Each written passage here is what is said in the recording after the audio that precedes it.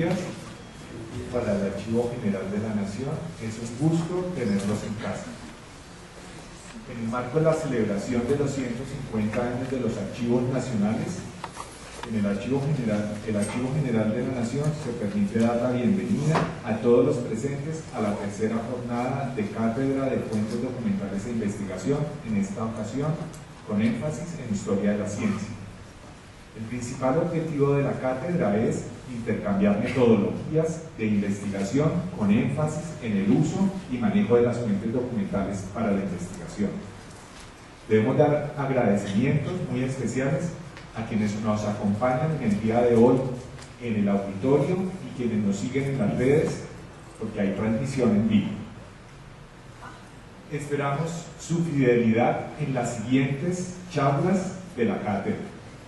Asimismo, y debido a la estructura de la cátedra, por el apoyo de los siguientes programas académicos de historia de las siguientes universidades, como es la Universidad Externada de Colombia, con el apoyo de su director de carrera, el profesor José Fernando Rubio, la profesora Muriel Lauren, directora de carrera de la Universidad de los Andes, la profesora Ana Luz Rodríguez, directora de carrera de la Universidad Autónoma de Colombia, la profesora Juana Marín, de la directora de carrera de la Universidad Pontificia Javeriana, el profesor Andrés Jiménez, director de carrera de Historia de la Universidad del Rosario, y el profesor Paolo Vignolo, director de carrera de la Universidad Nacional de Colombia, que se une a la cátedra a partir de esta tercera versión.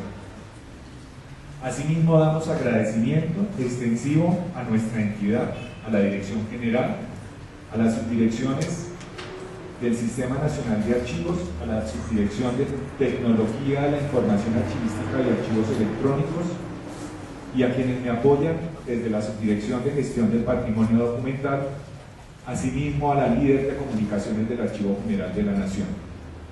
La metodología de la cátedra continúa como en las dos versiones anteriores. Se requiere una preinscripción. En esta ocasión mejoramos en términos de que se pueden inscribir ya para las charlas que quieran participar, solo que hay que repetir el proceso y pueden hacer la inscripción de las 6 charlas programadas. Eso nos ayuda a acelerar el proceso para ustedes, porque antes lo hacíamos cada semana y nos invitaba a subir en la web y eso nos generaba como unas dificultades de tenerla en la página web a tiempo. En vivo, cada cátedra pues se ha programado 2 horas. Esas 2 horas el ponente es autónomo de su tiempo. Lo que le pedimos es que los últimos 30 minutos sean para establecer un diálogo con los asistentes, y quienes nos siguen en las redes que puedan enviar preguntas virtuales para darles respuesta.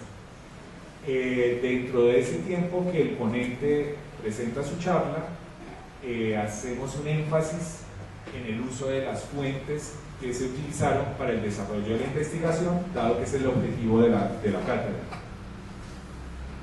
Quienes asistan a 5 de las 6 charlas van a obtener una certificación del Archivo General de la Nación por asistir a nuestra cátedra, solamente a los presenciales. Para la próxima charla, que es dentro de 8 días viernes, vamos seguidos todas, exceptuando el Viernes Santo. Empezamos hoy y van continuas las 6 charlas. El próximo viernes la charla es sobre, pues el título de la charla es Historia, Aviación y Tecnología en Colombia, 1930-1950, el potencial de un archivo histórico. En representación de la Universidad de los Andes nos acompañará el historiador Camilo Quintero. Ahora bien, para hoy y a manera de apertura de la tercera cátedra de Fuentes Documentales e Investigación, tenemos 2 charlas. La primera a cargo de nuestro director, el doctor Armando Martínez, quien nos hablará sobre las fuentes documentales en el Archivo General de la Nación para una historia de la ciencia. Y la segunda charla, esta charla va a ser breve, dado que es la apertura de la charla, y la segunda charla, nuestro invitado de parte de la Universidad Externada de Colombia será el abogado historiador Carlos Mario Manrique Arango, con la charla Las mujeres en la vida familiar de las ciudades de Cartagena de Indias y La Habana, 1759-1808. Hago una aclaración, y es que si bien intentamos hacer un énfasis en historia de la ciencia. La primera charla va a tratar sobre historia de la familia, debido a que la Universidad Externado de Colombia no tiene desarrollos de investigación desde la historia de la ciencia, pero el externado es parte de nuestra cátedra, y por eso abrimos con una que no es directamente relacionada con la historia de la ciencia, sino historia de la familia. El conferencista del día de hoy, el historiador Carlos Mario Manrique, es abogado de la Universidad Libre de Colombia, magíster en estudios interdisciplinarios sobre América Latina y el Caribe y doctor en ciencias históricas por la Universidad de La Habana, Cuba.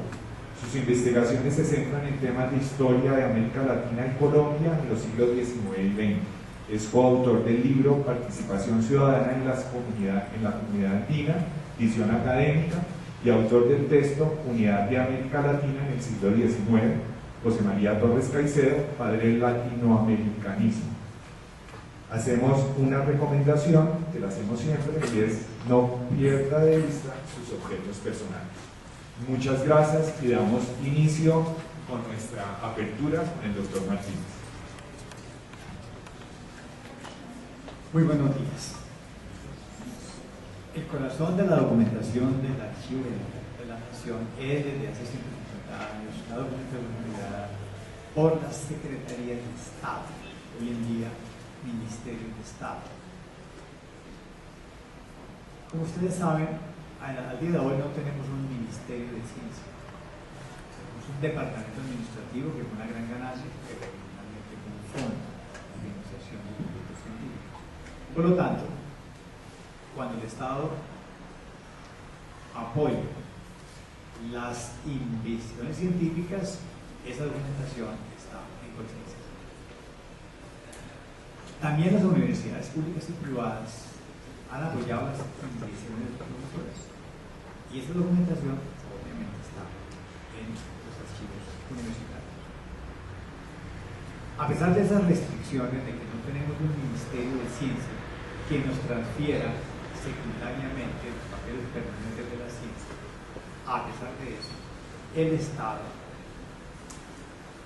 sí ha apoyado indirectamente el desarrollo de la ciencia, y eso ha dejado huella diseminada y muy dispersa en todos los fondos, con lo cual buscar fuentes para los recursos en Colombia es buscar una aguja en un pajar. Pese a eso, y aunque nuestros catálogos son catálogos de un fondo documental según un principio de procedencia, no tenemos todavía catálogos temáticos. Pero esto que va a presentar hoy es un primer avance. Un catálogo temático de papeles para el estudio de la ciencia, de documentos que están diseminados en todos los fondos de la Colonia República de Chile. Voy a ser muy breve. En este archivo, algunos directores con mucha iniciativa recorren los depósitos y se van fijando en cosas que les interesan, con lo cual han creado fondos facticios a su gusto, capricho y anhelo, separándolos de las instituciones propias. Un director creó un fondo que se llama Asuntos Importantes, que pertenece a la sección anexos, archivos anexos, número 1, que afortunadamente ya está microfilmado, pero no está catalogado. Sí está catalogado. Un director llevó al fondo asuntos importantes, documentos para la historia de la ciencia, porque hay papeles de la expedición botánica, que es una expedición científica financiada por el Estado monárquico, la expedición de Francisco de Requena en el Amazonas, con el fin de aportar información útil para determinar los límites entre las dos monarquías, la de Portugal y la de Castilla y León. Papeles de la Comisión Coreográfica, que también fue una inversión del gobierno republicano de Mosquera López, que funcionó hasta la muerte de su director, Jacinto Dazo. y las descripciones topográficas y la correspondencia de Felipe Bauzá, que en la segunda mitad del siglo XVIII hizo unas descripciones coreográficas. Esas 4 empresas científicas de la segunda mitad del siglo XVIII y la primera mitad y un poquito más avanzado del siglo XIX las encontrarán en asuntos importantes y, como les digo, ya está catalogado y se puede consultar en el microfilm. Hoy en día hemos avanzado en la descripción de unos fondos que nunca fueron descritos y probablemente lo armó otro director con mucha iniciativa a su gusto. Ese fondo se llama Decretos Manuscritos y Leyes Originarias de la República y ya ha sido descrito y encuentran en el catálogo en la sala de investigadores. Aunque supuestamente es un fondo de decretos manuscritos y leyes originales de la República, aparecieron de contrabando unos tomos que tienen que ver con la historia de la ciencia. Son 3 tomos debidos a la pluma de Agustín Codazzi, los tomos 141, 142 y 143, que contienen el itinerario general de la provincia de Túquerres, la descripción del camino de Túquerres, el cuadro geográfico físico del cantón de Túquerres, el cuadro estadístico militar del cantón de Túquerres, el itinerario del cantón de Ipiales y el itinerario de la provincia de Pasto, hechas en 1853. El tomo 142 tiene la descripción de la provincia de Cauca, geografía física y política, cuadro geográfico, físico y estadístico militares de los antiguos cantones de la provincia de Cauca.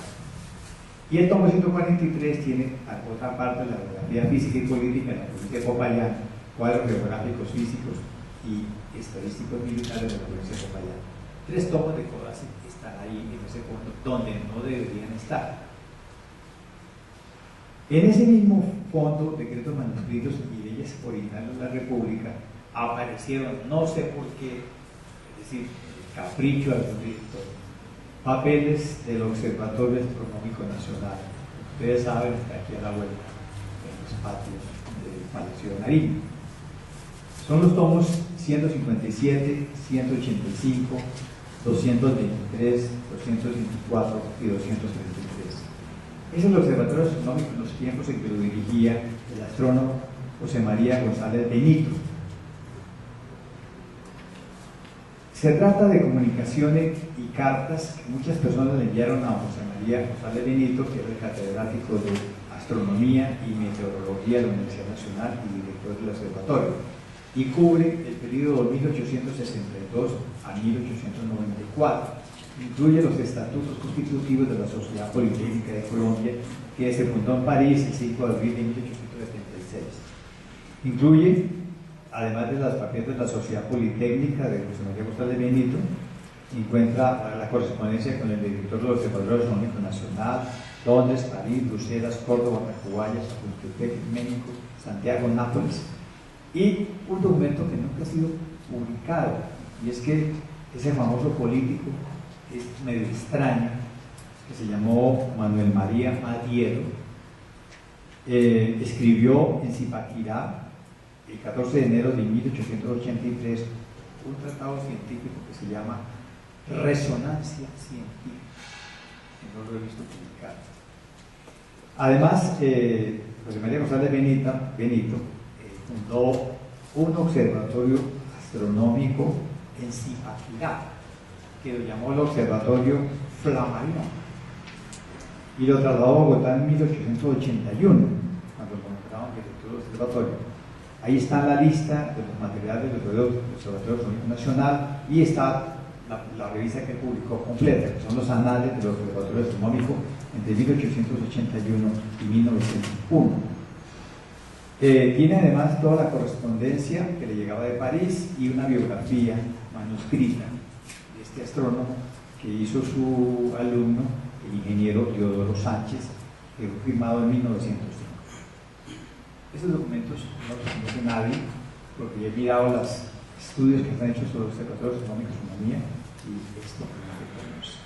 Pero ya está a la disposición porque ya está catalogado en este fondo que acaba de ser terminado.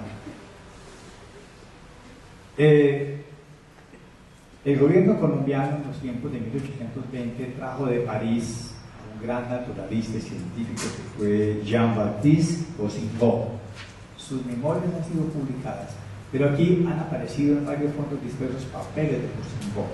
Acaba de aparecer en la Miscelánea General de la República una cantidad de papeles de él, pero también, extrañamente, con el Ministerio de Hacienda. Entonces, aquí hay mucha información de ese naturalista que cuando Antonio Sea contrató y vino a este país a hacer estudios mineralógicos y botánicos. La Superintendencia de Industria y Comercio transfirió una parte de su documentación a la AGN y transfirió un fondo que es muy útil para que se interese por el desarrollo de la ciencia en Colombia, que es la sección patentes.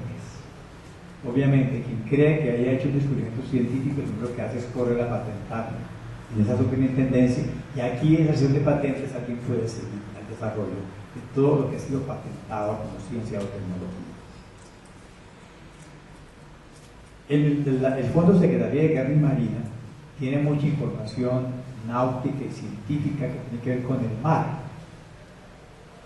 Fíjense que el primer gran estudio de la actividad republicana en el mar, que fue escrita por don Rafael del Castillo Urrada, cartagenero, hermano de quien fue secretario de Hacienda, José María del Castillo Urrada, ese magnífico informe que presentó la Convención Constituyente de la Nueva Granada en el segundo semestre de 1831, que nos muestra todo el desarrollo de la Marina desde la tradición española y la de los patentes de corso hasta las dificultades de levantar una marina que defendiera las costas de la República, no ha sido publicado ni es conocido. Esa es una deuda que vamos a tratar de llenar, reescribiéndolo y publicándolo, porque es un documento de un interés científico impresionante. Pero en los fondos de Marina y Guerra hay mucha información sobre la ciencia del mar, y eso produjo muchísima cartografía, lo cual nos lleva a otro fondo que es importante para la ciencia, que es la mapoteca, porque hacer un mapa es parte de la ciencia cartográfica, y tenemos 10.000 mapas en la mapoteca, y eso lo hicieron científicos de la cartografía. En muchos fondos aparecen extranjeros haciendo observaciones celestes, observaciones de eclipses de luna, de sol, cuando vienen de Caracas, también de Pamplona, y esas observaciones celestes de fenómenos del cielo están designadas en muchos fondos, pero vamos a tratar de agruparlas en este catálogo de ciencia para que la gente sepa cómo desde el siglo XVI mucha gente se esforzó en hacer una descripción de cómo era un eclipse de luna en Tocaima, en Ibagué o en Cúcuta, un eclipse de sol.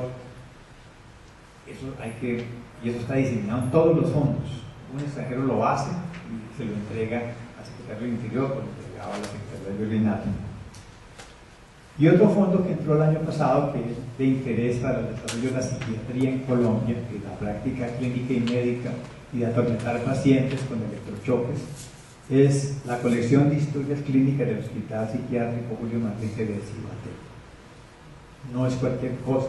100.000 historias clínicas de un país de locos, cada uno con el tratamiento que el psiquiatra le aplicó, los electrochoques, apretadura de cosas, todo. Eso es la historia de la psiquiatría en Colombia, porque ahí se formaron los psiquiatras, y ahí da cuenta de cómo se desarrolló la práctica médica con 100.000 personas, a lo cual se agregan 10.000 historias de niños abandonados, porque Bogotá siempre fue una fábrica de niños abandonados en la calle, que fueron a parar a Cibaté también, por parte de la beneficencia de Cundinamarca. Que le interesa la historia del niño expósito, de las niñas abandonadas y tristes, tiene 10.000 historias clínicas para que lloren todos los días viendo las fotos de los pobres niños. Pero además, la historia de la práctica clínica está en eso. Estamos avanzando en la descripción. Muy bien. Eso es el avance que tenemos de un catálogo transversal de papeles para la historia de la ciencia en Colombia, en una Secretaría de Estado que no les preocupaba la ciencia, excepto algunos presidentes que les interesaba la cartografía, la geografía, la astronomía, y que dejó las primeras instituciones del siglo XIX, lo que podemos llamar la ciencia.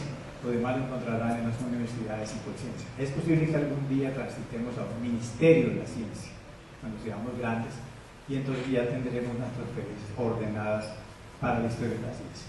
Ese es el avance que les quiero mostrar. Muchas gracias. Muchas gracias, doctor Martínez, por ilustrarnos sobre las fuentes que tiene el Archivo General en torno a la historia de la ciencia. Invitamos al profesor Carlos Mario a que dé inicio a su conferencia del día de hoy, Las mujeres en la vida familiar de las ciudades de Cartagena de Indias y La Habana, 1759-1808. Muchísimas gracias. Quiero agradecer mi presencia aquí, a la invitación que recibe nuestro programa en cabeza de nuestro director José Fernando Rubio, el doctor Armando, el doctor Jorge. Además quiero agradecer la calidez que he recibido aquí. Es muy agradable estar aquí. Quiero agradecerles a ellos, quiero agradecer a las personas de asuntos técnicos y por supuesto agradecer la presencia de todos ustedes aquí.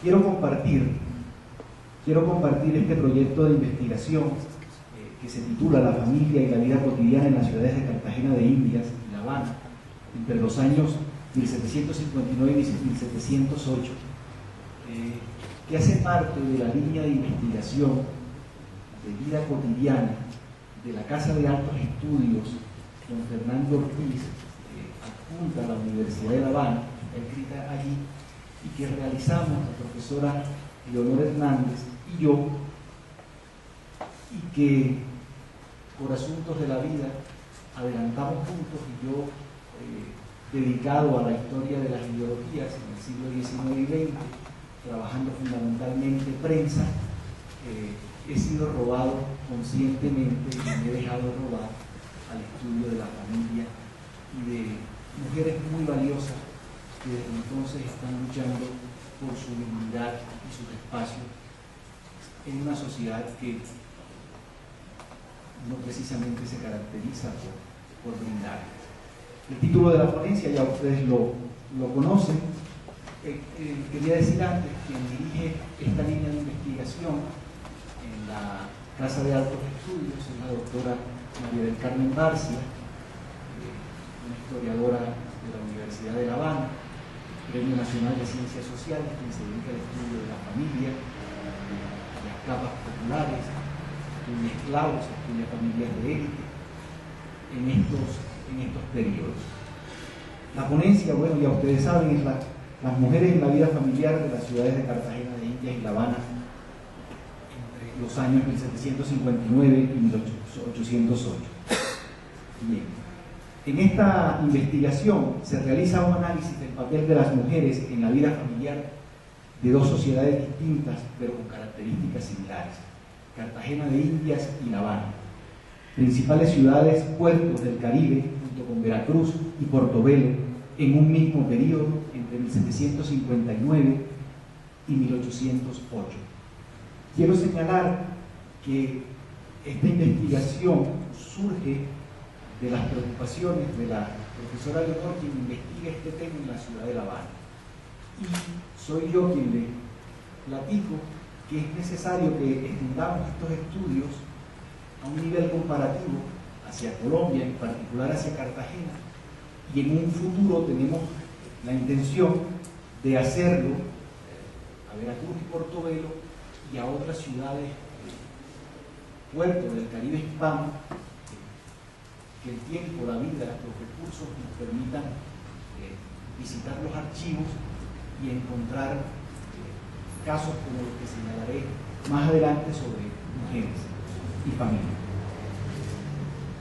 Hay que comenzar explicando que el inicio del siglo XVIII significó un cambio en España y en América con el arribo al trono de la dinastía de los Borbones. En esta centuria, 5 monarcas se sucedieron en el poder. Felipe V, entre 1700, 1724 y 1724 y 1746, Luis I estuvo en un terreno en 1724, Fernando VI, 1746-1759, y Carlos III, 1759-1788, y Carlos IV, 1788-1808.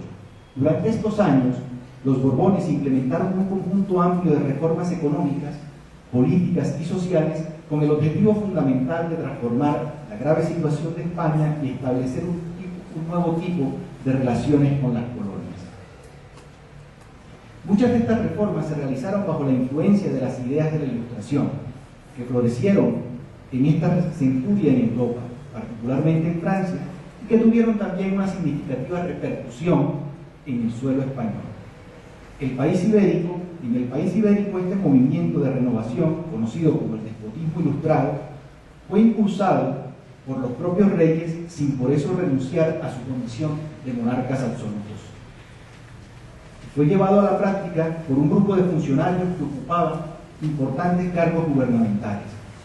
De ese modo, el despotismo ilustrado impulsó una serie de medidas en los ámbitos de la economía, la educación, la cultura, sustentados en la creencia del valor del conocimiento científico y su aplicación en la agricultura, el comercio y la industria para generar prosperidad. Durante el reinado de Carlos III, el despotismo ilustrado alcanzó su máximo esplendor. Con relación a las colonias, el principal objetivo de las reformas borbónicas fue el fortalecimiento del control peninsular sobre sus posesiones.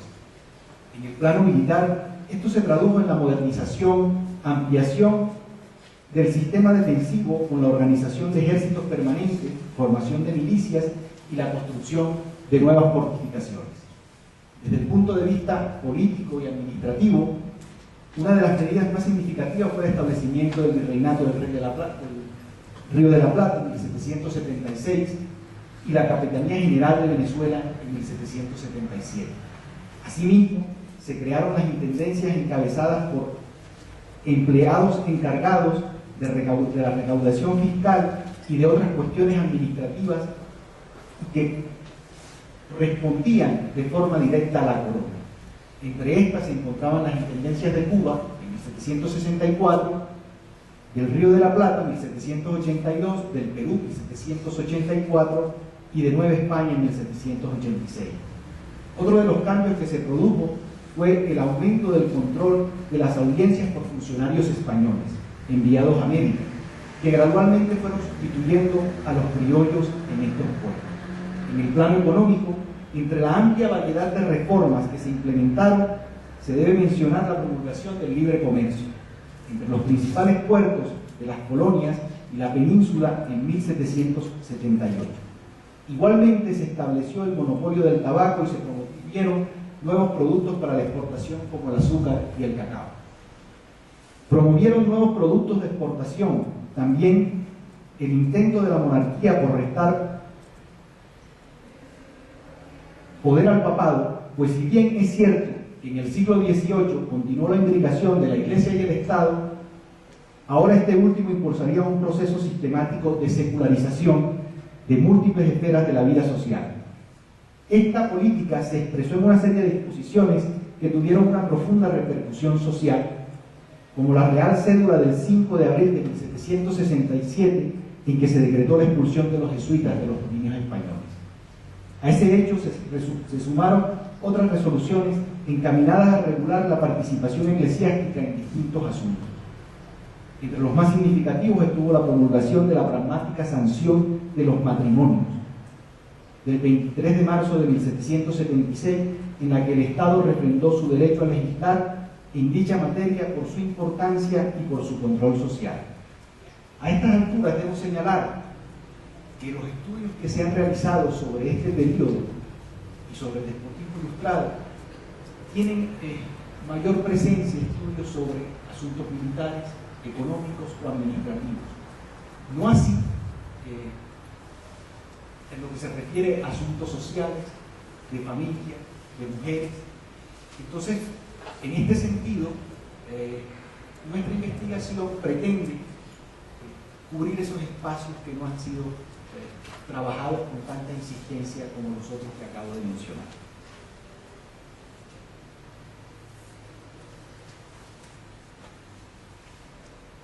Con esa finalidad, la pragmática estableció que los hijos e hijas menores de 25 años debían obtener el consentimiento del padre o en su defecto de la madre para celebrar esponsales.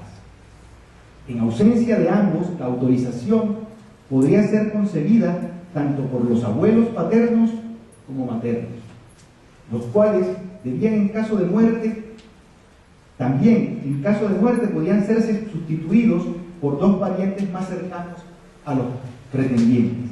Con respecto a los peninsulares que vivían en América, pero cuyos padres, familiares o tutores se encontraban en España o en otros lugares distantes, se admitía que pudieran suplir la anuencia paterna con una licencia judicial.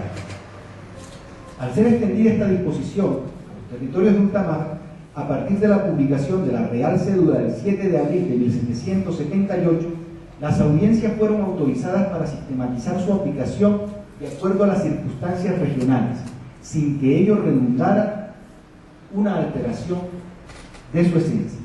Los alcances de la pragmática fueron ampliados durante el reinado de Carlos IV con dos nuevas órdenes. Estas nuevas órdenes reales eran la Real Cédula del 15 de octubre de 1805 y el auto acordado del 22 de mayo de 1806. La primera de ellas, la Cédula del 15 de octubre de 1805, dispuso que los mayores de 35 años, pertenecientes a las familias de conocida nobleza y notoria limpieza de sangre, que interesasen contraer nupcias con mulatos, negros y demás castas semejantes, tenían que acudir a los virreyes y presidentes de las audiencias para solicitar su permiso, mientras la segunda, el auto acordado del 22 de mayo de 1806, estableció que los eclesiásticos debían participar a los padres o parientes de los mayores de 25 años de familias distinguidas sus intenciones de contraer nupcias con personas desiguales, pero que ellos pudiesen establecer los recursos que considerasen convenientes ante los virreyes y presidentes de las audiencias. Aunque en teoría la Real Cédula del 15 de octubre de 1805 como el auto acordado del 22 de mayo del 806 fueron configurados para impedir que miembros de familias de conocida nobleza y notoria limpieza de sangre se casaran con gentes de color, en realidad estos principios se aplicaron también al resto de la población, prohibiéndose los matrimonios interraciales. De hecho, la pragmática constituyó una de las piedras angulares de la política de control social del Estado Ilustrado español, al sancionarse la igualdad social y racial para la realización de los matrimonios. Con la aplicación de estos códigos se incrementó la jurisdicción estatal sobre el matrimonio, la familia y las prácticas sexuales de todos los sectores sociales.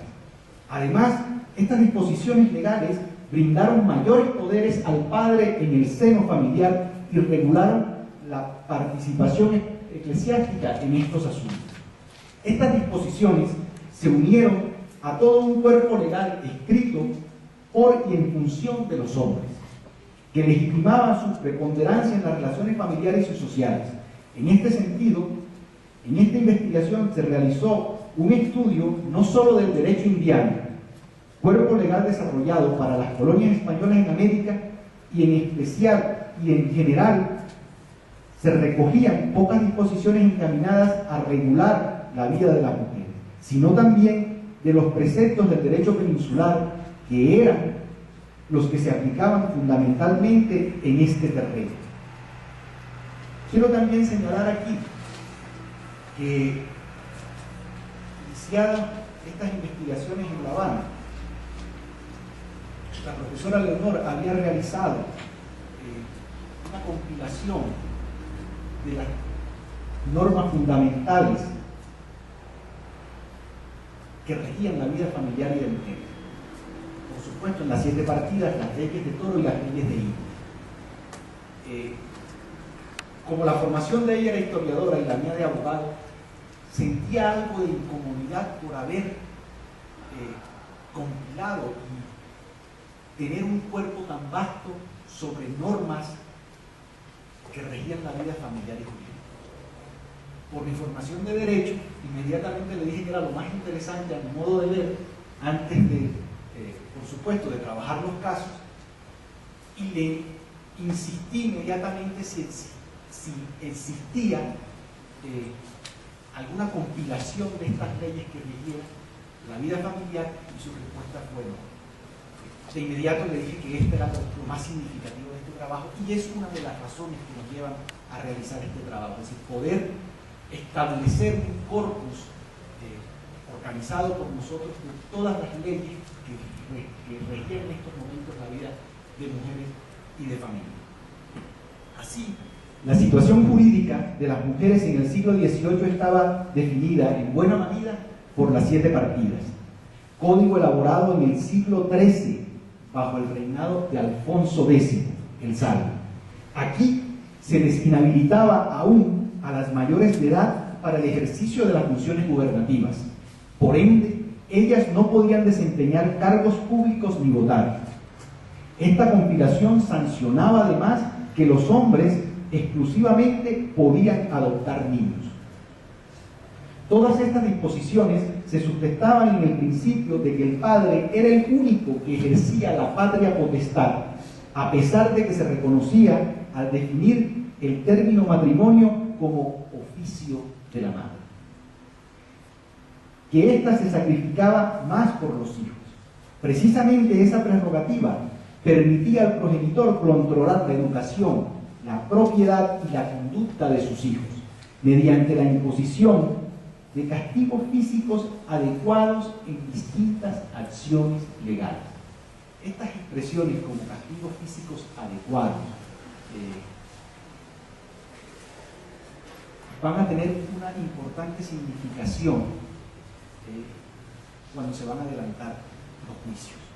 Es decir, mientras los castigos de los hombres a las mujeres estuvieran dentro de los marcos de la moral y fueran justos y necesarios para controlar y perfilar una buena conducta para mujeres débiles y desviadas, no había problema. Solo cuando se presentaban casos de peligro de la vida, mutilaciones, evidentes riesgos de la vida, ya estos castigos dejaban de ser adecuados. Mientras la madre, a pesar de que no disfrutaba de semejantes derechos, compartía obligaciones consustanciales a la crianza, con la singularidad de que no tenía el deber, como su esposo, de dotar a las hijas. Los legisladores, en particular, las responsabilizaban con el bienestar de las criaturas hasta que cumplían la edad de 3 años. Las partidas instituían que las arras y la dote de la mujer debían ser administradas por el marido, ya que él debía recibir los frutos para atender la subsistencia de la familia. No obstante, la esposa podía ganar el control de esas propiedades si lograba probar en un juicio que habían sido malversadas por su cónyuge. De igual forma, cuando ella se le reconocía el divorcio eclesiástico, tenía derecho a la restitución de su patrimonio. En tanto, la facultad de disponer de los bienes parafernales, es decir, aquellos que la mujer llevaba al matrimonio fuera de la dote y otros que adquiría durante el mismo, por herencia o donación, pertenecían únicamente a su persona, aunque tuviese en ese caso que contar con la anuencia de su pareja o de el juez. Por su parte, las leyes de Toro, promulgadas en esta ciudad en 1505, postulaban que el marido era el representante legal de su mujer durante el matrimonio. De esta manera, ella no tenía personalidad propia para comparecer ante el juicio, efectuar ningún tipo de contrato, ni rechazar, ni aceptar o rechazar una herencia que fuera legada en un testamento sin su previa autorización. Sin embargo, se establecía que la esposa podía acudir a un juez para que exigiese a su consorte la concesión de esta licencia, y si no lo hacía, entonces el juez se la podía otorgar. Además, la mujer no necesitaba permiso para responder en una causa criminal ni para entablar litigios contra su esposo con la finalidad de obligarlo a contribuir al sostenimiento familiar, castigarlo por la sevicia y el adulterio que era víctima u obtener el divorcio eclesiástico. Esta legislación ofrecía igualmente cierta protección a los bienes de la mujer contra los abusos del marido, al especificar que ella no podía servirle de fiadora, así como tampoco estaba obligada a pagar las deudas que él contrajere durante el matrimonio. Respecto a este último punto, se aclaraba que las mujeres, a diferencia de los hombres, estaban eximidas de ser detenidas por autoridades a causa de sus débitos, salvo que estos derivasen de algún acto ilegal.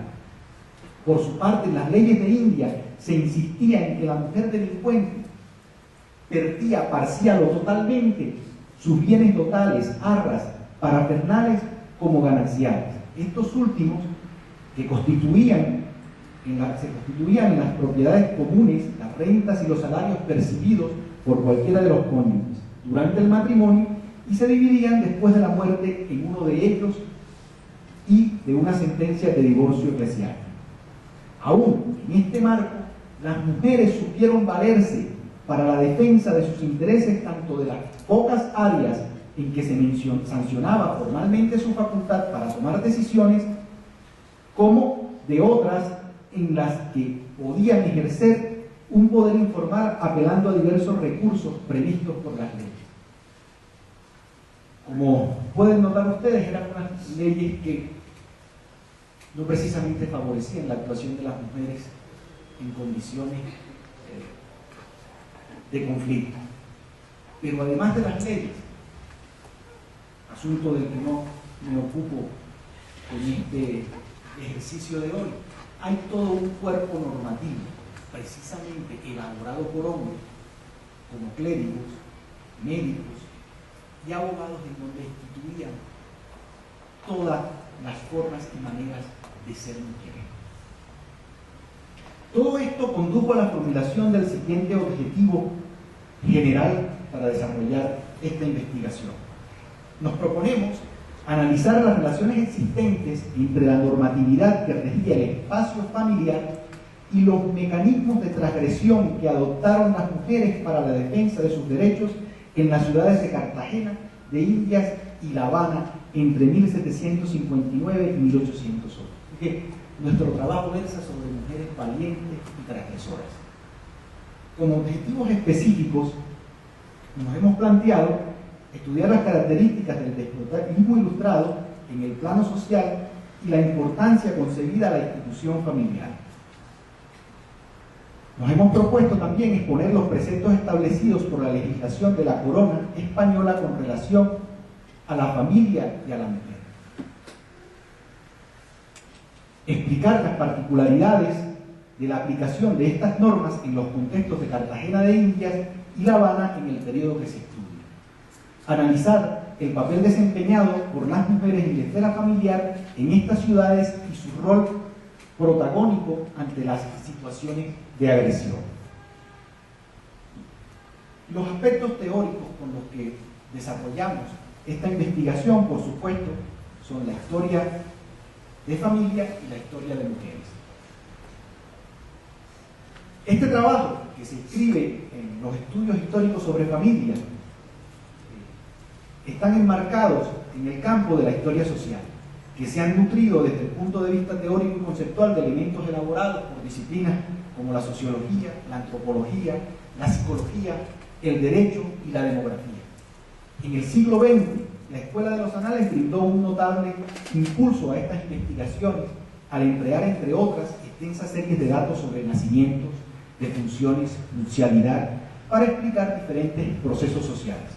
Además, hay que señalar que a la familia le interesa, que a la historia de la familia le interesa explicar y comprender no solo las normas que regían las relaciones sociales y familiares, sino también las transgresiones de los miembros de este grupo en tiempos y espacios determinados.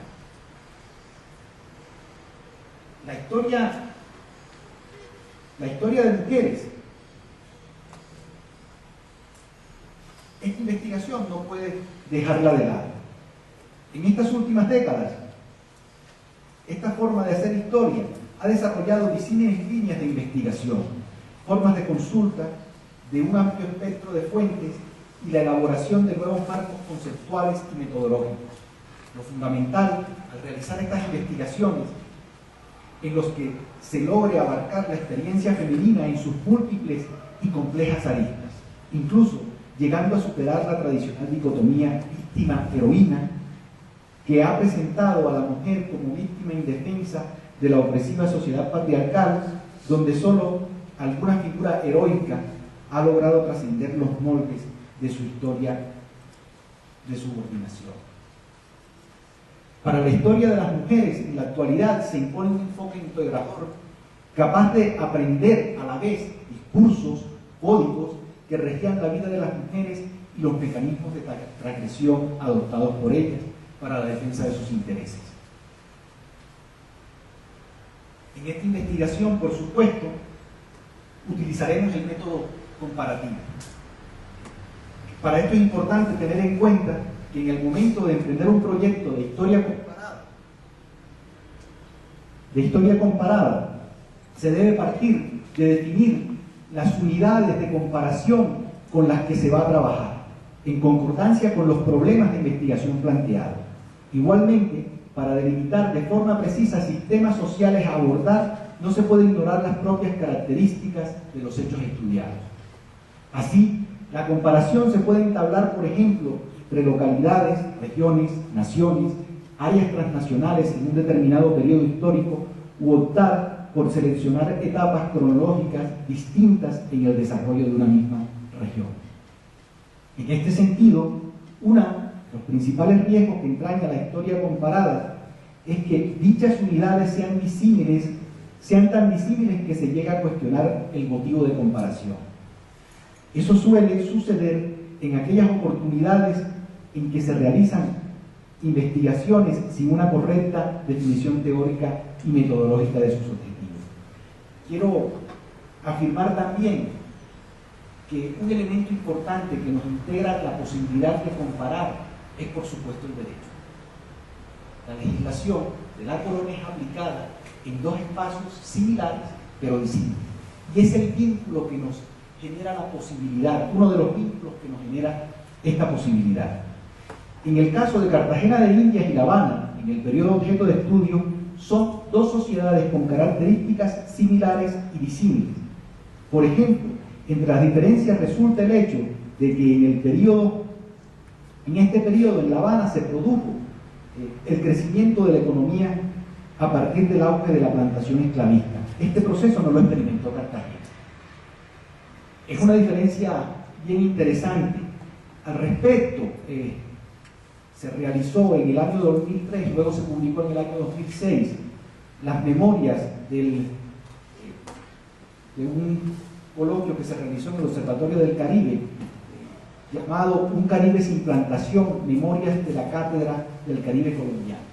Y allí se hacen, digamos, las primeras apuestas a entender por qué nuestro Caribe no desarrolló la plantación. Dentro de ellas múltiples. Por ejemplo, se habla de la condición de nuestros suelos para desarrollar una economía de plantación. Se le dio prioridad, según los investigadores de este coloquio, a la minería. Se desarrolló más la hacienda, la ganadería, la minería. En el caso cubano, es interesante ver cómo la revolución haitiana, con su migración de plantadores hacia la isla, brindó esta posibilidad y la élite de la isla sintió que era posible vincularse a la economía de plantación, ya que el mercado estaba establecido y estaba sucediendo en estos momentos la revolución haitiana. Pero estas son cuestiones que, bueno, no abordaré más, simplemente más allá de estos comentarios. No obstante, hay algo que se debe subrayar, y es que en este periodo, en ambas ciudades se produjo un importante crecimiento demográfico, signado en el caso de Cartagena por el hecho de que existía un notable desbalance de censos. Por ejemplo, el censo de 1777 se recoge que en Cartagena de Indias vivían un total de 13.690 habitantes, de los cuales 7.409 eran mujeres y 6.281 hombres.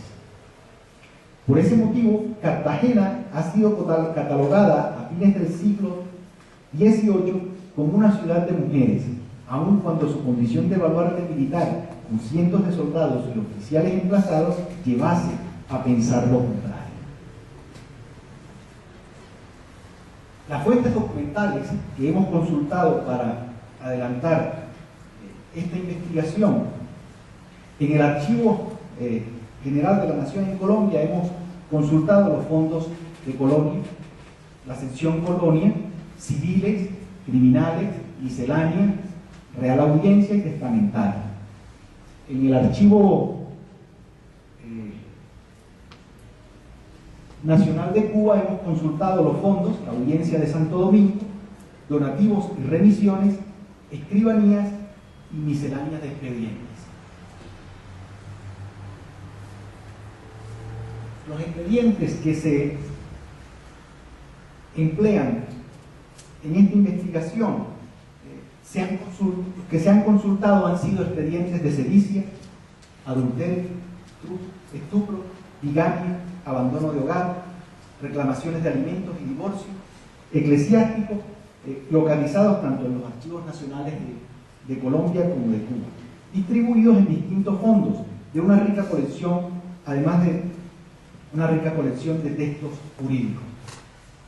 El valor fundamental de estos folios judiciales radica en que justamente a través de las declaraciones de litigantes, testigos, abogados, jueces, pueden estudiarse las características de la normatividad que regía la vida familiar y la importancia medular que revestía la defensa de la unión conyugal para la preservación del orden social.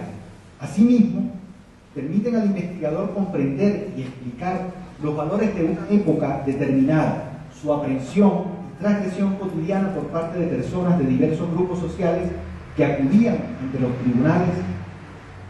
Las fuentes judiciales, tanto eclesiásticas como seculares, develan una amplia gama de situaciones de conflicto en que las mujeres asumían un rol protagónico. Debe precisarse que aun cuando la legislación sancionaba que las mujeres casadas carecían de personalidad jurídica propia, no necesitaban permiso marital para responder en causa criminal ni para entablar litigios en su contra, con la finalidad de obligarlo a contribuir al sostenimiento familiar, castigarlo por sevicia, adulterio o obtener el divorcio. Para la religión católica, ya más adelante vamos a ver dos expedientes, tanto de La Habana como de Cartagena. Para la religión católica, el matrimonio resulta indisoluble. Por esta razón, la Iglesia, a lo largo de su historia, ha admitido exclusivamente el divorcio de separación de cuerpos, que produce una simple suspensión de la cohabitación de la pareja, dejando subsistente el vínculo matrimonial de carácter sacramental y ciertos efectos derivados del mismo, como el de la fidelidad y el derecho de alimentos. En independencia de la causa, el tribunal eclesiástico podía dictaminar que la separación fuera perpetua o temporal. Las normas del derecho canónico referentes al matrimonio y al divorcio trascendieron la legislación civil española. En las 7 partidas se reconocía que este tipo de demandas podía ser entablada ante los juzgados eclesiásticos presididos por los obispos. Una vez comenzado el juicio y teniendo en cuenta que los maridos eran los administradores de sus bienes, las esposas se veían precisadas a reclamarles el suministro de distintas sumas de dinero. Este resulta imprescindible para la compra de alimentos con los que mantenerse en los lugares en que quedaban depositadas y para el pago de las dichas expensas, es decir, de los gastos relacionados con el proceso. Es significativo que durante el proceso las mujeres quedaban depositadas y por supuesto el depósito estaba concebido para que se arrepintiesen de llevar adelante el proceso. Si le iba bien a las mujeres, el depósito se realizaba en casa de sus padres, pero si no, era la cárcel o el hospital. Y por supuesto los dineros para su manutención eran un mecanismo para presionar al tener manifestaciones de insolvencia, al dilatar los procesos y los procedimientos, las etapas del proceso, para que precisamente si estuviera en una cárcel o en un hospital sintiera el peso de estar allí y se arrepintiese de seguir y de llevar adelante este procedimiento. No obstante, las razones esgrimidas para entablar una demanda de este tipo debían ser sumamente graves, es decir, no podían ser las golpizas adecuadas. Esas no eran, con esas golpizas adecuadas para hacer viable la conducta de un sexo débil, no era viable adelantar un procedimiento litigioso. Estas tenían que demostrar que las esposas o los esposos se veían impulsados a acudir a ese recurso porque su integridad física y moral peligraba. ¿Cuáles eran las causas que se invocaban? El adulterio masculino como el femenino cometido sin mediación de violencia, pero el cónyuge no podía entablar tal demanda como el mismo cuando él mismo era el culpable de ese delito, obligaba a su pareja a prostituirse o le había perdonado al mantener relaciones sexuales con ella después de conocer su infidelidad. En este caso fue el de doña Marcela de Llanos, quien demandó a su esposo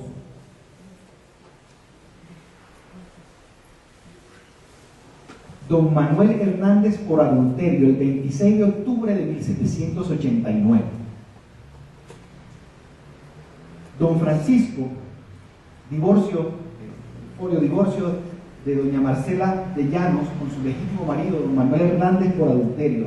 Archivo General de la Nación, sección Colonia, Juicios Criminales, legajo 194, folio 2. Don Francisco García, apoderado general de doña Marcela Josefa de Llanos, legítima mujer de don Manuel Hernández, en varios expedientes relativos a la causa de divorcio que tiene pendiente en el Tribunal del Ilustrísimo Señor Obispo de esta diócesis ante vuestra merced, digo que la incontinencia lasciva que dicho don Manuel Hernández ha tenido con Nicolasa Miranda, india natural del pueblo de Malambo, de esta jurisdicción, muchos años a después que contrajo el matrimonio con mi parte, de cuyo contubernio tiene una hija que actualmente cría, habida, conocida, alimentada y reputada con escándalo general.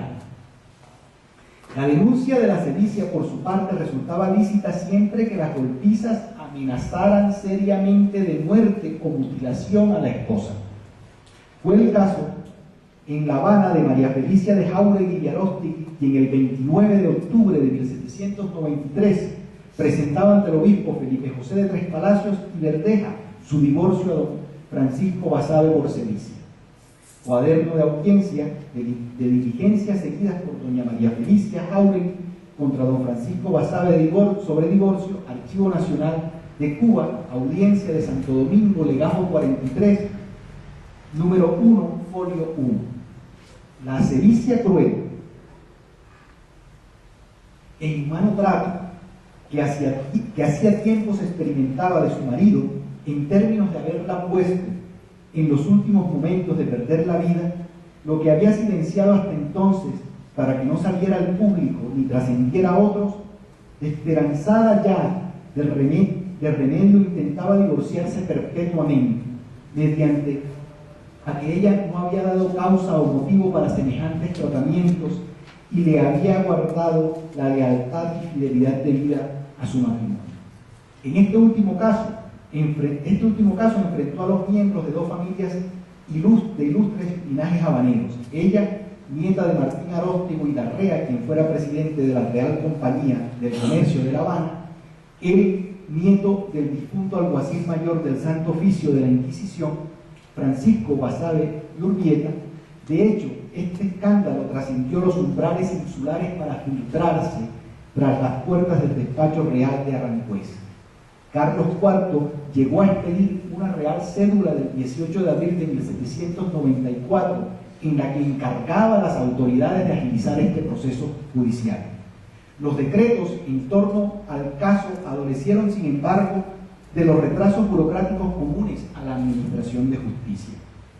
A pesar de ellos, los argumentos de la acusación fueron comprobados por las certificaciones de los médicos. Finalmente, el 23 de agosto de 1804, entre reclamos y reproches, fallecía Francisco Basadey Cárdenas. 3 años después, su viuda contrajo nupcias con el leidor honorario Nicolás Taboada y Moscoso, oriundo de la provincia de Lugo. En la mayoría de los casos, el divorcio era un recurso que utilizaban las mujeres cuando su matrimonio resultaba ya irresistible, luego de sufrir por años con resignación las vegetaciones de sus maridos. En muchas ocasiones estaba precedido por denuncias contra ellos en los tribunales civiles por no proveer a sus necesidades, alimentos, vestimenta, remedio, abandono, malos tratos y adulterio. Valdría la pena destacar que las mujeres pertenecientes a los sectores desposeídos también podían recurrir a este recurso jurídico, debido a la obligación que tenían los jueces de nombrarles abogados y procuradores que les prestasen sus servicios en forma gratuita. Además, ellas quedaban exentas de pagos de honorarios a los integrantes de los tribunales y estaban autorizadas a utilizar, al igual que otros sectores poco favorecidos, el papel del sello de pobre para su defensa. Las autoridades eclesiásticas siempre fueron muy cautas para conceder el divorcio. De hecho, lo hicieron únicamente en aquellos casos que se les consideró no existía otro remedio, porque en la práctica la defensa de la unión conyugal era mucho más importante para la Iglesia y la sociedad que las aplicaciones literales de la ley. Para eso estaba instituido el depósito, para eso las dilaciones durante el procedimiento, es decir, para que no se consolidara el divorcio como tal, luego de un proceso. La sentencia de divorcio, como se ha venido explicando, implica que los esposos lograban hacer vidas completamente separadas a partir de ese momento. Pero ninguno de los dos en la vida del otro podría volverse a casar. Esto tenía implicaciones legales importantes desde el punto de vista civil. Si el marido era el que había dado lugar al divorcio, ¿cómo sucedía? La mayor parte de las veces perdía la administración de la dote y las arras de su esposo. Debía proporcionar el dinero necesario para su sustento y su familia durante la separación, y sus hijos quedaban al abrigo de la mano. Entre tanto, si se fallaba en contra de la mujer, solo los hijos menores de 3 años permanecían a su lado, hasta que se cumpliese esa edad, y como es natural, sus bienes continuaban en manos de su esposo. Muchísimas gracias. Esta es la investigación que estamos adelantando. Espero poder compartir inquietudes con ustedes y más que responder preguntas, escuchar insinuación y tal vez aristas o puntos que no hemos tenido en cuenta hasta ahora y que podamos desarrollar y enriquecer esta investigación que se realiza sobre un solo mundo, el Caribe, y el Caribe hispano en particular, y sobre las familias y las mujeres de este espacio. Muchísimas gracias a ustedes por su presencia, nuevamente al doctor Armando y al doctor Jorge por la invitación, y a ustedes por estar aquí.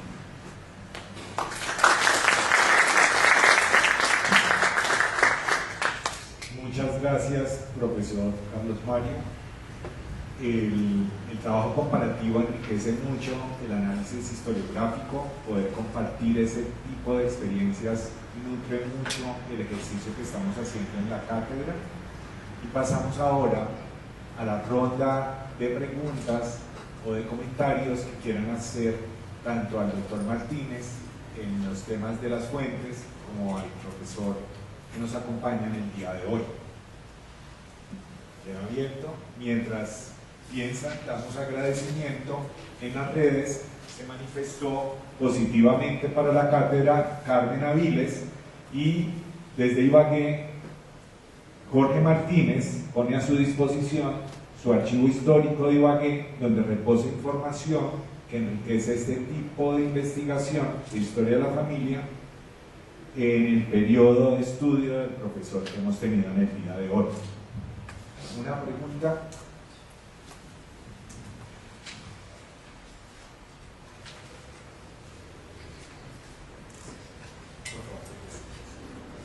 Buenos días, mi nombre es Carlos Alberto Cano. Quiero hacer una pregunta al doctor Armando. Tiene que ver con la información que repose aquí en el Archivo General de la Nación, correspondiente al Ministerio de Educación Nacional, particularmente en los diferentes programas de formación en ciencias, porque en oportunidades hemos venido a hacer consultas y siempre nos trasladan al Ministerio, y la verdad la información del Ministerio es bastante desordenada. Le tengo que responder con una triste historia. Efectivamente, tenemos en nuestro poder custodia y preservación los libros copiadores del Ministerio de Educación Pública y del Luego de Educación. Pero en el pasado ocurrió una cosa extraña. Quizá por lo que se llaman libros copiadores, algunos archivistas pensaron que eran copias. Y en otra parte deben estar los originales. Y los despreciaron. Copias. ¿Quién importa las copias? La mala suerte hizo que se llamaran libros copiadores. ¿Eso qué quiere decir? Que durante muchos años, en los depósitos 2, 3 y 6, había una cantidad de libros copiadores que nadie quería ver. Eran copias miserables. Estamos hablando de 7.462 libros copiadores de todas las secretarías, incluyendo la Educación Pública. Entonces, ¿por qué no los dotaban? Porque no estaban inventariados ni aparecen en la guía de fondos.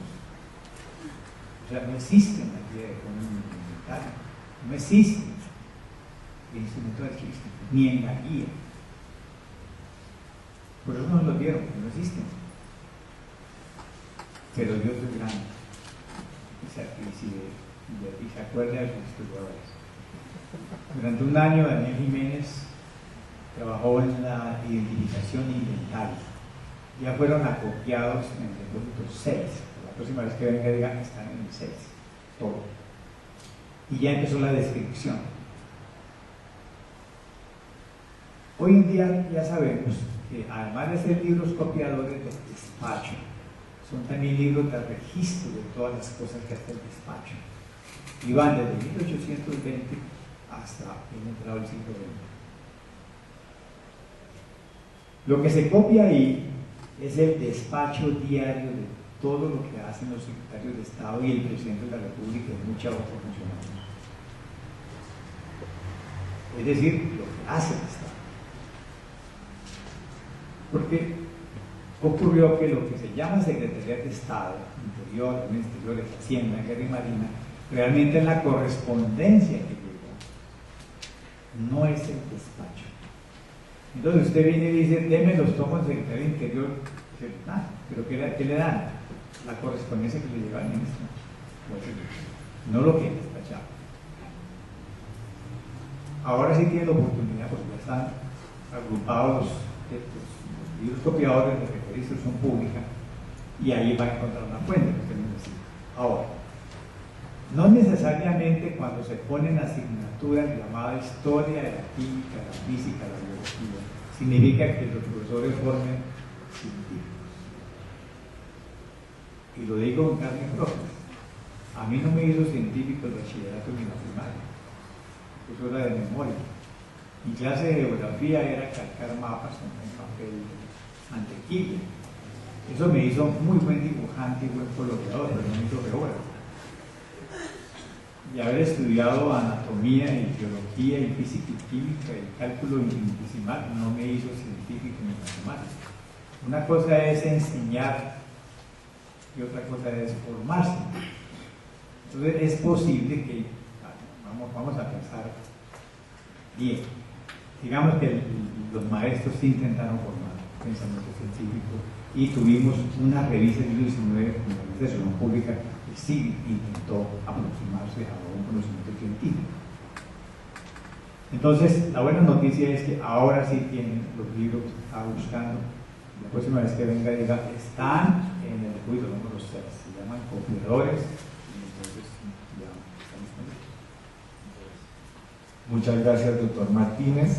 Nos saluda desde Ecuador Fernanda Costa y Eliu James nos saluda también desde Colombia. ¿Alguna otra pregunta?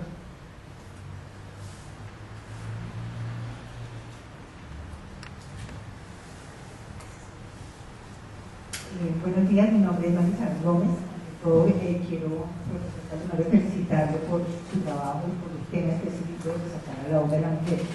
Mi pregunta específica está relacionado con el papel protagónico precisamente de la mujer en todo el proceso de elaboración del tabaco, desde que se empiezan a implementar el monopolio, y especialmente en Cuba, hubo, pues, se sabe, las plantaciones de tabaco que han exportado Cartagena,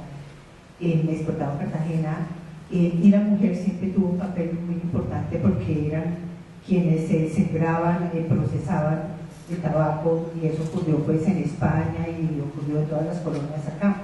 Todavía aquí en Colombia existen las mujeres tabacaleras en sitios como Santander, etc. Mi pregunta específica es su estudio de Cuba, que fue un lugar muy importante de producción de tabaco, comercialización. ¿Usted encontró algo sobre cómo trabajaba, cómo era la vida familiar de las mujeres cuando eran trabajadoras frente al tabaco, cómo eran, dónde dejaban a sus hijos, quién los cuidaban, tenían que tener permiso de los maridos para poder trabajar, la parte económica que fue tan importante en ese proceso, ellas podían utilizar su plata libremente, cómo era como ese trabajo de las mujeres censadas, existen o no en Cuba? No soy muy conocedor, pero yo puedo asumir el compromiso con usted porque sí conozco los investigadores tanto de nuestro centro como del Instituto de Historia que trabajan mujeres tabaqueras. Y hay una figura muy especial de este entorno sobre el que han realizado muchos trabajos, que es la lectora de tabaquería. Esta mujer es muy importante, casi siempre eran mujeres, es muy importante en el sitio donde se doblaban los tabacos, porque es la que lee los diarios en la mañana, aún todavía leen diarios, pero también leen novelas. Se leían novelas, se leían libros de historia, y hay un trabajo muy bello realizado sobre esto, sobre su régimen económico, tanto en la colonia como en la república. Yo puedo asumir el compromiso con usted de brindarle esas posibilidades o esos contactos, dejándole mi correo y mi teléfono, y comunicar con la misma doctora Barcia, que ha trabajado familias negras, familias esclavas y familias de las capas populares. Puede ser muy útil y nos puede dar las pautas para estos temas de los que usted me pregunta. Y yo mismo puedo, cuando viaje, puedo asumir algún ejercicio y compromiso con usted para traer algún material sobre esto específico, y que usted pueda hacer ejercicios comparados con el caso colombiano, en nuestras regiones en particular. Se lo agradecería mucho. Por aquí había otra pregunta. Tenemos dos. Viene de las damas.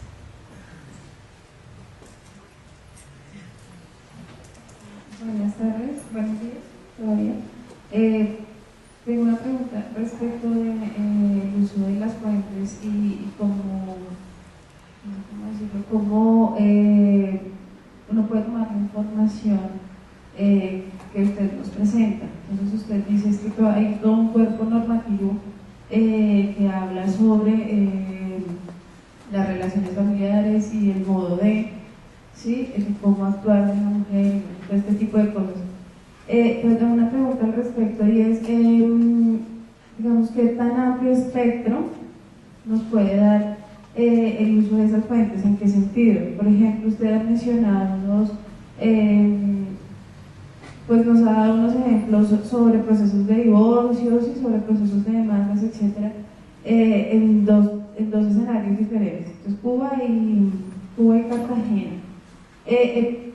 Pero digamos, estas fuentes nos pueden hablar o nos pueden dar un contexto de, digamos, del ámbito de la mujer en toda una sociedad. Me explico, podemos decir que allí también hay mujeres pobres, que hay mujeres que tienen un patrimonio, que pueden pagar un divorcio, o sea, que tanto, digamos que estas fuentes, qué tan amplia nos puede dar la visión de ese cuerpo normativo, de cómo impactaba ese cuerpo normativo y a cuántas mujeres o a qué rango, no sé si se puede decir de clases, ese tipo de cosas, ¿sí? Mira que la pregunta que tú haces es muy importante y muy interesante para el trabajo que nosotros hacemos. Antes voy a contar una anécdota. A nosotros nos llegó un estudiante con un expediente de un levantamiento de negro en la costa caribe.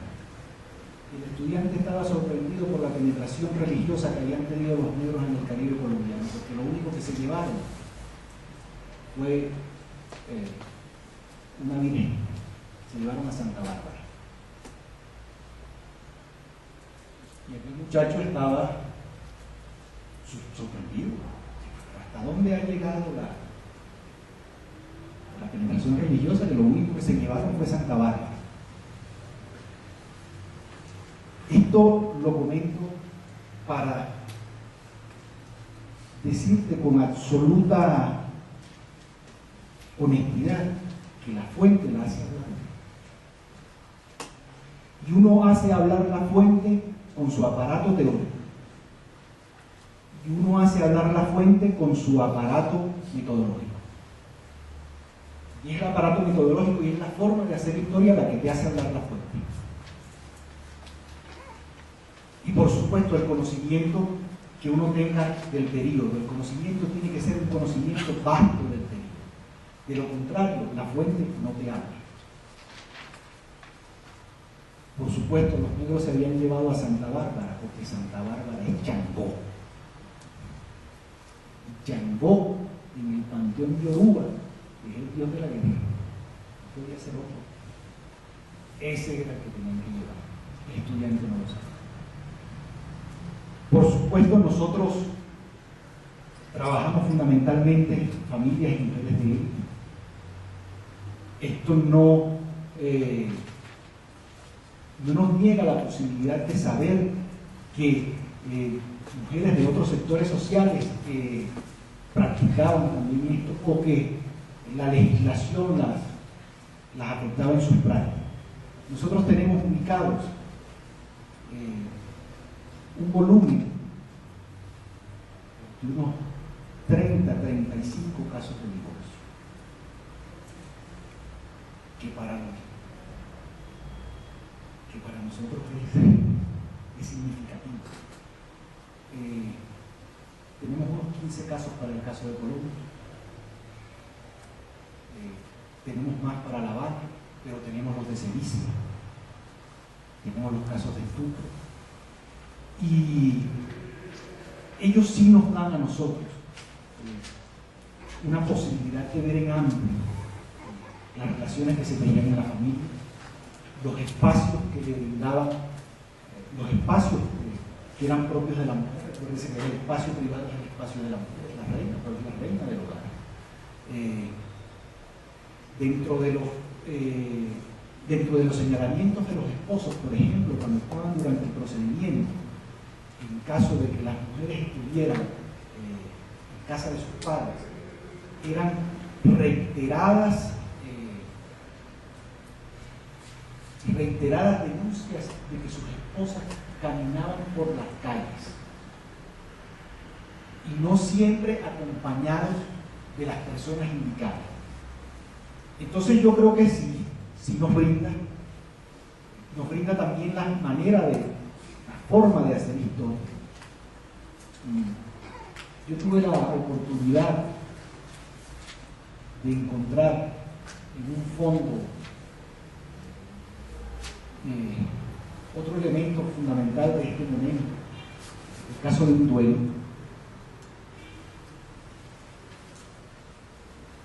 Depende de la forma de hacer historia que tú la tengas. Si lo que quieres las herramientas de microhistoria, si lo que tienes son las herramientas de historia cultural, o si las vas a mezclar, o si lo que tienes son las herramientas de historia política.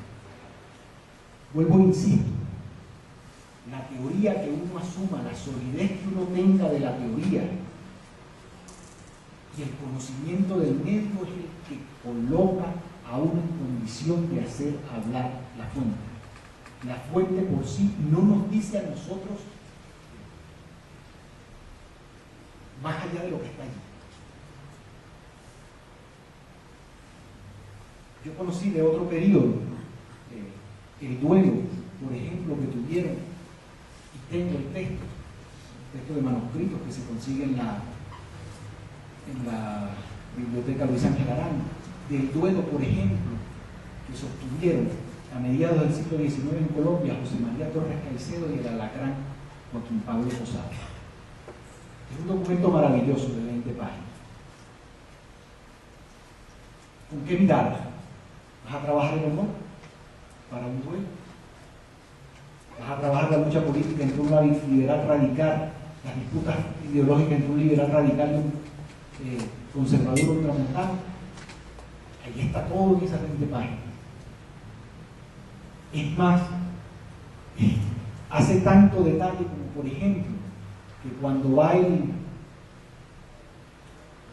el término adecuado, va el padrino de uno de los duelistas a solicitarle, a decirle al otro: usted está convocado a un duelo y yo soy el padrino, por lo tanto vengo a informarle que tal persona lo cita a un duelo. El citado saca su cajita de rápido para ofrecerle a quien lo está citando para la muerte. Todo este relato que he comentado es para seguir insistiendo en que es uno, como investigador, con un correlato real, con una veracidad, que es la fuente que tenemos y el conocimiento del periodo. Las fuentes nos dicen con una tamaña claridad y con una posibilidad amplia de visión lo que este periodo significa en la vida de las mujeres, en la vida de los hombres y de sus hijos y de la familia en general. Tenemos otra pregunta. Perdóname que... Muy buenos días, mi nombre es Juan Carlos González. Muchas gracias a los ponentes y a los organizadores por el evento. Bueno, yo tengo dos preguntas, una para el primer ponente, el profesor Armando. La primera es, bueno, usted nos comenta que existe un revoltijo taxonómico con respecto a las fuentes diversas que pueden estar asociadas a la historia de la ciencia. La idea es crear un catálogo más estructurado. Quería saber cómo va a ser la forma, o si ya, bueno, cuál ha sido el avance con respecto a esta nueva forma de sistematizar, y también la forma de acceder a esta información para las personas que estén interesadas a obtener algún tipo de, digamos, de fuente primaria para sus investigaciones. Eso para el doctor Armando. Y para el profesor Manrique, usted nos comentaba que en la pragmática durante un buen tiempo estaba regulado por la misma constitución primaria de la familia con respecto a la prohibición del matrimonio interracial. Pues yo tenía curiosidad, digamos, en el caso y pues en el periodo que usted estudia, cómo, digamos, evolucionó, digamos, esta prohibición, ¿sí? Si de pronto la alcanzó a captar, y de pronto cuáles fueron las causas. También me interesa saber con respecto a la Constitución. Usted nos comentaba que los padres tenían, digamos, la potestad de decidir quién adoptar, ¿no? Entonces, con respecto a adopción interracial, también se podría, digamos, observar algo en este caso, o cuál era, digamos, la prohibición para el caso de la adopción como tal.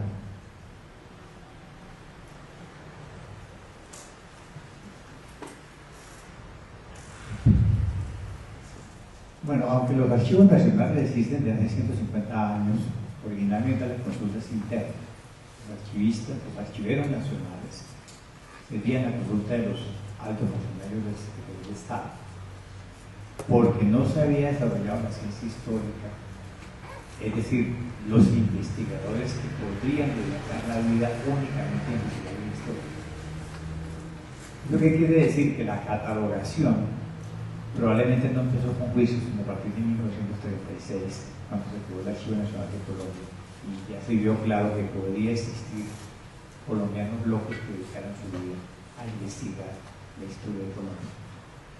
Desde entonces empezó la descripción y catalogación de los fondos. Estamos hablando de 130 millones de folios.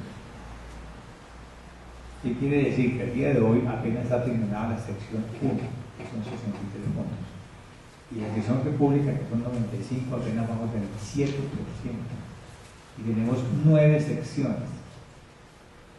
Sin embargo, se ha avanzado bastante en la catalogación de 80, 90, 100 fondos. Y se ha puesto a disposición de los investigadores jóvenes en Internet, hoy en día 19 millones de imágenes digitales.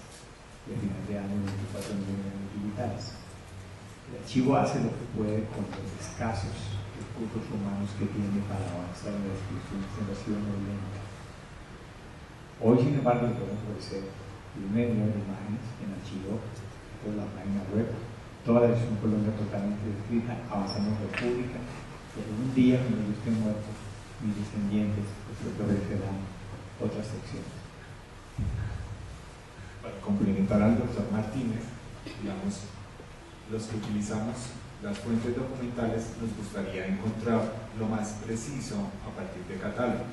Sin embargo, la ciencia archivística plantea los principios fundamentales en los que ella misma se basa, y es el principio de procedencia y el principio de orden natural. El principio de procedencia significa que la entidad que lo produce es en la que deben estar esos documentos. Entonces, a partir de la nueva archivística a mediados del siglo XX, se respeta este principio y no se catalogan los fondos temáticamente, que es como los encontramos en los fondos coloniales, porque ya tuvieron una intervención y podemos encontrar fondos como iglesias, podemos encontrar fondos como tabacos, y temáticamente reagruparon los documentos, pero se rompe el principio de procedencia. Entonces, para tu consulta de si estamos planeando hacer un catálogo para la historia de la ciencia, la respuesta es no. La presentación del doctor Martínez es a partir de los fondos donde se respetan esos temas que se hicieron en la colonia, más lo que estamos haciendo ahora con principio de procedencia, de manera transversal podemos encontrar los documentos para la historia de la ciencia. Y damos continuidad a la segunda pregunta que le haces al profesor Carlos. Estos espacios son maravillosos por dos cosas. Una primera, porque puedo mostrar lo que está haciendo, darlo a conocer, porque hacen preguntas que le permiten a uno desarrollar o ampliar aspectos no tocados, y otra porque le permite a uno también no dar respuestas. Y esas no respuestas son fundamentales, porque son vacíos que uno tiene o son posibles aristas que no ha tocado. Y una de tus preguntas tiene esa, y es que no hemos estudiado la legislación sobre la adopción interracial, pero me la llevo como una perla hermosa, guardada para investigar. Sin embargo, sobre la pragmática y su aplicación, evidentemente dos propósitos perseguía la pragmática. Por supuesto, uno era el control social, pero además está la Real Cédula de Gracias al Sacar, veo la fecha, y la Real Cédula de Gracias al Sacar fijaba costos para todos estos procedimientos. Por lo tanto, no solo era un ejercicio de control social, sexual, sino también de recursos. Y no eran para la época procedimientos económicos. Eran bastante costosos. Está toda la lista pormenorizada de la Real Cédula de Gracias al Sacar, en donde se encuentran estos elementos, y se evidencia de esa manera el control social y la capacidad de generar recursos para la corona. Es lo que hemos podido, lo que hemos podido seguir de esta pragmática y su aplicación. Otro comentario sobre la primera pregunta y sobre la importancia de cómo hace uno hablar la documentación. Tuve la oportunidad de encontrarme, yo tengo amigos bastante mayores, amigos de 75 años, 80 años. La fatalidad de tener amigos mayores es que se le van a uno muy pronto. Entonces, sufre uno eso. Y lo sufre duro. Llegué a conocer a un amigo, 10 años conociéndolo. A los 10 años me permitió entrar a su biblioteca. Y no era que lo veía cada 2 o 3 meses, era que cada 8 días estaba en su casa. Se me ocurrió preguntarle que quién era el señor que estaba en esa foto. Y me dice, ese señor fue el secretario del Partido Comunista Colombiano entre los años 1939 y 1947. ¿Quién es ese señor? Augusto Durán Postino. Yo pensé que siempre el secretario había sido Gilberto Villegas. Este fue muy significativo. Y el señor Jorge Zavala Cubillos comienza a compartir conmigo horas de entrevistas grabadas. Y yo comienzo, cuando digo horas son horas, 4 meses, cada jornada de 2 horas. Yo comienzo a ir a la biblioteca a buscar las fuentes que existen en la biblioteca. Y las fuentes que están en la biblioteca me dicen todo lo contrario a lo que él me está narrando. Yo tengo 2 problemas. O él tiene ya problemas de memoria, me está fallando. O yo tengo que ir a las fuentes que él tiene, pero que no me permite. Y por supuesto, uno de esos días que voy, se dio el lujo de sacar unas carpetas de cuero, de aquí hasta allá, periódicos de esa época, guardados en bolsas negras de basura, forradas en periódico, y luego, y me permite verlas. Y estos periódicos no se encuentran en el archivo, en la biblioteca de San Gerardo. Son periódicos de ese periodo que publicó el Partido Comunista. No están tampoco en el centro de documentación del partido. Hay 9 congresos hasta la fecha. Allí 9 congresos del Partido Comunista. No aparecían los congresos del Partido Comunista. Son accesibles unos 3 o 4 congresos si te dedicas a buscarlo en periódico de verdad. ¿Qué hago yo entonces si tengo fuentes? Pero tengo una fuente oral que me dice que no concuerdan con las fuentes que tengo, y comienzo a ver otras fuentes que me narran otra historia. Por lo tanto, ¿qué me va a hacer hablar a mí las fuentes que me está dando Jorge? Pues me las está dando, me las va a hacer hablar él, pero me las va a hacer hablar la forma de historia con que yo haga eso, y me las va a hacer hablar su conocimiento de la historia.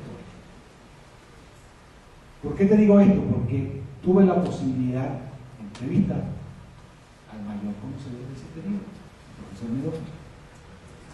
Dice, cuento con esto, profesor Medón, y con la sensatez del viejo historiador, honesto, y darle buen trato al joven historiador que dice, cuando yo redacté esa historia, era miembro del Partido Comunista. Ya no lo soy de oficina, sino un hombre de izquierda. Yo vi cosas de las que tú me mencionas, otras no las vi. Otras, te recuerdo que era miembro del partido.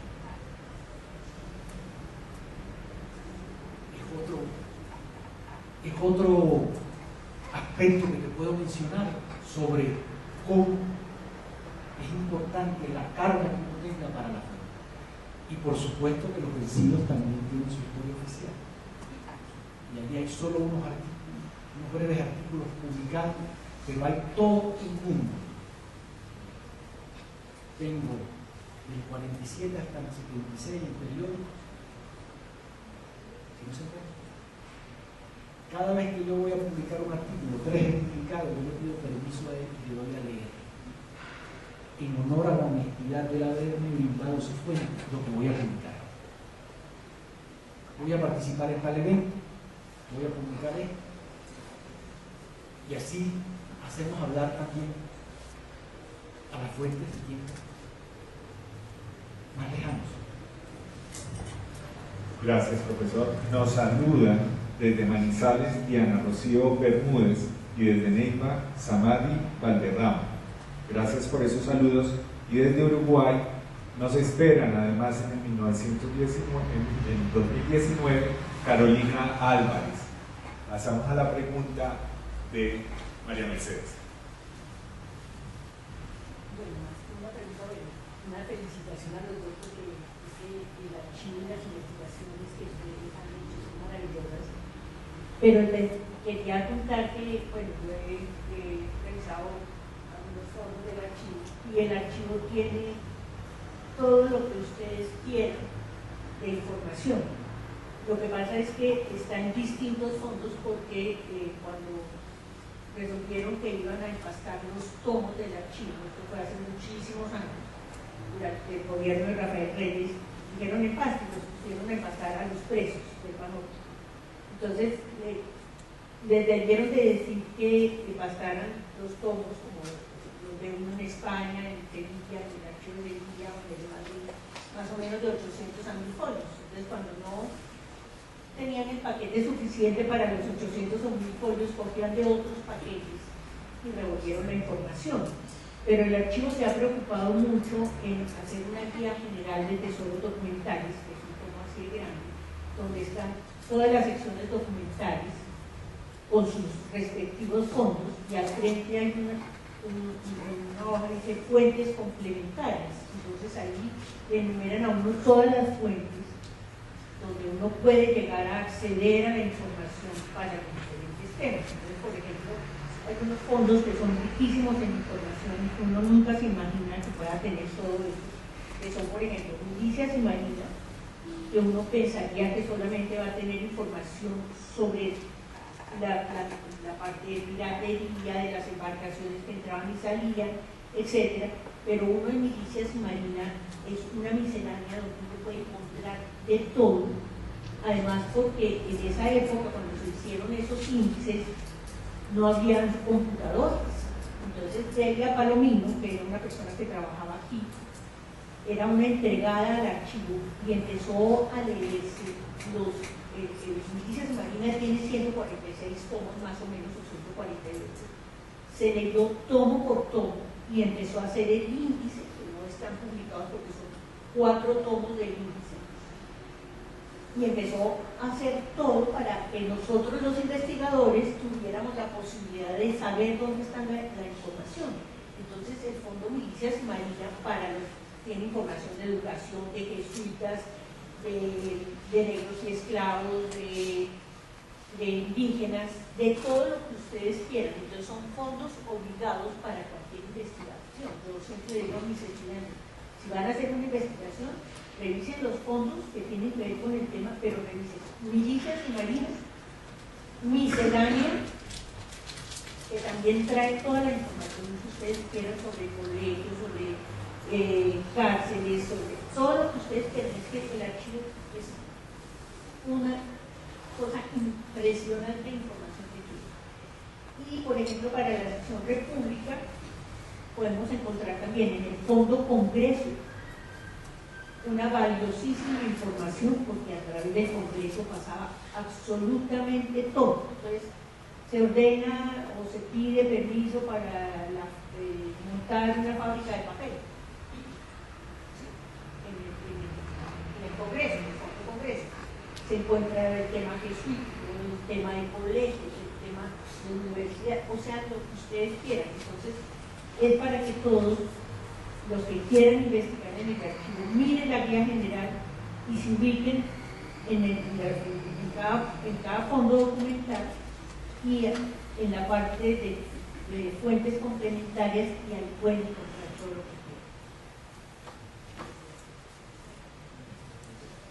quieran. Gracias, María Mercedes. Digamos que la guía es el primer paso del investigador al llegar a cualquier archivo. La nuestra es muy completa, fue actualizada en diciembre, está en la página web, tanto la guía como la actualización con los respectivos fondos. Complementando, porque tu aporte es muy valioso para la charla, el Fondo Misceláneas desde el año pasado inició su catalogación, que eso enriquecerá porque esa miscelánea, como su nombre lo indica, tiene de todo por todos los lados. No sé si dentro del público hay alguna otra pregunta, o desde las redes, porque también las redes pueden hacernos preguntas. Claro que sí, Daniel. Quiero hacer un comentario. Pues soy alumno de María Mercedes y me da pena chiviarla con esto, pero dentro de los libros copiadores que estuvimos organizando desde el año pasado, me encontré un libro que se llama Envío de Tomos. Yo no sé dónde salió el cuento de los libros del Panóptico, pero el gran porcentaje de libros emplastados se mandaban a emplastar a los listógrafos de la ciudad de Bogotá, y apareció el libro con el registro de todos los envíos de tomos a emplastar. Entonces el cuento de los libros del Panóptico, yo también lo escuché desde que llegué, no sé de dónde salió el origen de esta historia, pero parece que en un 90% es falsa. Sí. Porque siempre habían dicho eso. Sí, pero encontramos el libro con el que aparece el registro pormenorizado del envío de tomos emplastar a todos los litógrafos de la ciudad de Bogotá. Se hizo con muchísimas personas. Y como claro, no sabían paleografía, porque no tenían por qué saberlo, entonces pues obviamente